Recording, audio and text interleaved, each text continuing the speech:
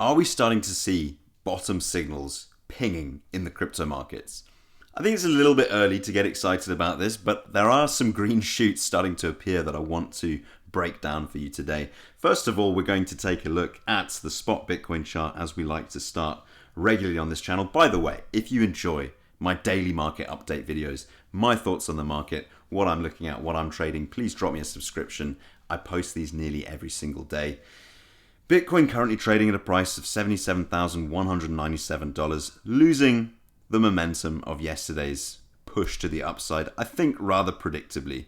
We mentioned yesterday that we were kind of starting the process of unwinding some of this short side liquidation and starting to realize some of that short side liquidation risk, but this 2-day uptrend was pretty low volume, pretty low conviction, and we didn't see mass liquidations, but mostly because we didn't see enough price to come into those liquidations, enough price movements come into those liquidations. You can see if we just take a beat on this, about $100 million a piece, short and long in Bitcoin, in crypto overall, I should say. And here on the exchange liquidation map, you can see we are now stacked again to the upside. That is short side liquidation risk. So about $10 billion, a little bit less. Maybe a tiny bit more long side liquidation risk on the 1-day time horizon, but on the 30-day, yeah, close to $10 billion worth of short side liquidation risk. Back to that side of things.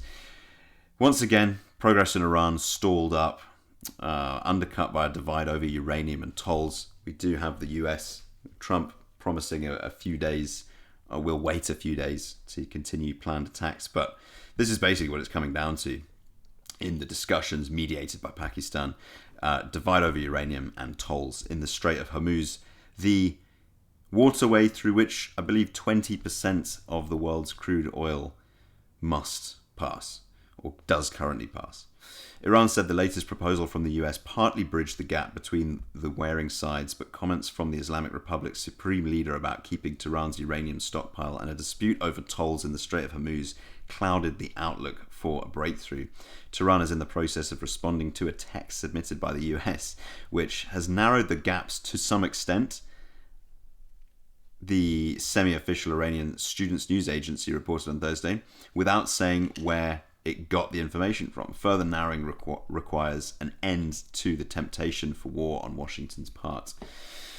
It's not going to be the only thing affecting the markets. This was obviously a small pump to the upside, partly driven by small amounts of liquidation, short side liquidation, that is, i.e. forced buying on the markets. But yeah, that's the situation. We've got the Middle East situation stalled up, peace talks stalled. The US has paused, but obviously that's not terribly positive news. It's just relatively positive news, if that makes sense. It's not incredibly positive news. It's just relatively positive news is what I should say. But what I want to do today is zoom out a little bit, because I've seen a couple of news pieces starting to flag which do look suspiciously like the type of thing that we would call a bottom signal, right? And I mean, let's just get straight into it, and then we can talk about what they are and specifically. So first of all, here, if we Google crypto, right, and go to news on Google, you can see the first result here. Okay, it was posted 6 hours ago. Crypto industry braces for quantum computing threat. Now, okay, the threat to code that underpins Bitcoin has moved from theoretical to credible, industry figures warn. Like, look, there is probably something in the quantum threats, but look at the rhetoric. Crypto industry braces itself for a quantum computing threat. This is like, it's such punchy, sort of contentious language. Yeah, it's clickbait. It's to sell views. It's to sell clicks. It's to sell people reading it. Look at this, by the way. I thought this was quite funny. If I open up this article, oh, look at that. It's behind a paywall. I can't even read it. Right. I'm not subscribing to the Financial Times just so I can read this garbage. But my point is, these sort of existential threats to crypto are the type of things that start getting reported more and more when more of the market is upset and more of the market is depressed and more of the market is down and out on crypto.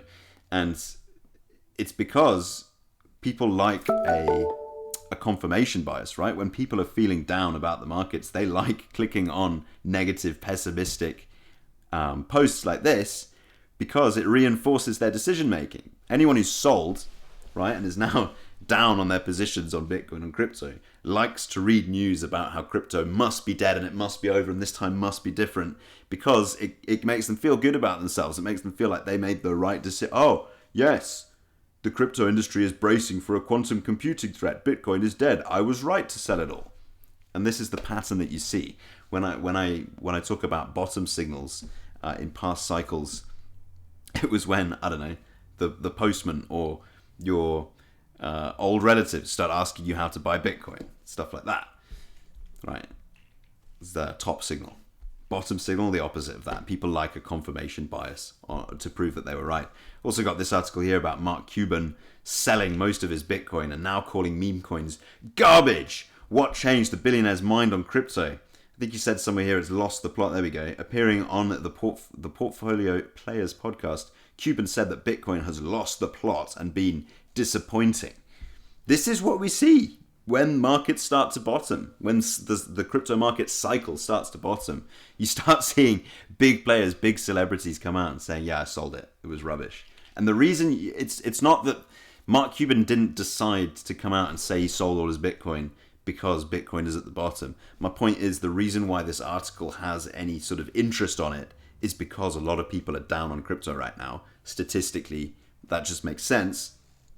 But usually when the market turns around is at that point when the greatest number of people are wrong, essentially. That's why following liquidation trends works, and it's why following sentiment works in the markets. Look, obviously, I don't think we're about to moon tomorrow because Mark Cuban said he sold his Bitcoin. Okay, I want to be very, very clear about that. That is not my opinion here.